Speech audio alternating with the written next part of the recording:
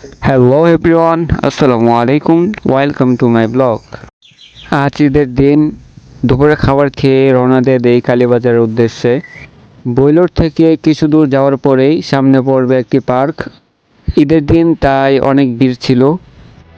আর পার্কটা কেমন সেটা জানা নাই, কারণ এখন পর্যন্ত আমার যাওয়া হয়নি এখানে।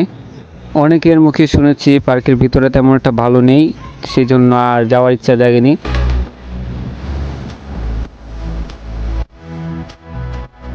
তো গাইস, দেখতে দেখতে চলে আসলাম কালীবাজার। কালীবাজার থেকে দক্ষিণের রাস্তা ধরে আমরা চলে যাচ্ছি ব্রহ্মপুত্র নদীর তীরে। আমরা একটু বেশি সামনেই চলে যাই, পরে আবার পিছন দিকে ব্যাক করি। এইখানে বাইকটাকে পার্ক করে নেমে পড়ি ব্রহ্মপুত্র নদীর তীরে।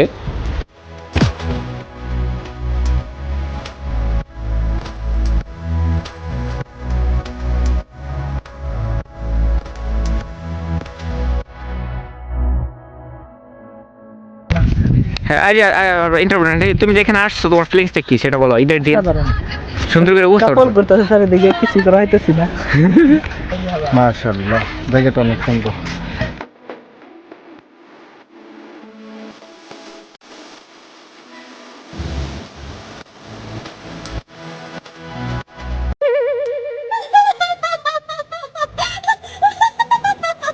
এখানে আমি মনের সুখে কতক্ষণ গান গেয়ে নিলাম। অনেক রোদ ছিল, কিন্তু ঘুরতে এসে অনেক ভালো লাগছে, সবাই মিলে অনেক মজা করলাম। আসার সময় রাস্তা দিয়ে বাদর নাচ দেখতে দেখতে আসলাম, এইটা অনেক ভালো লাগছে আমাদের কাছে। অ্যাটলিস্ট ঈদের দিন কেউ কাউকে ফ্রিতে বিনোদন দিবে না। ওইখান থেকে এসে আমরা চলে যাই বোহা বিলে।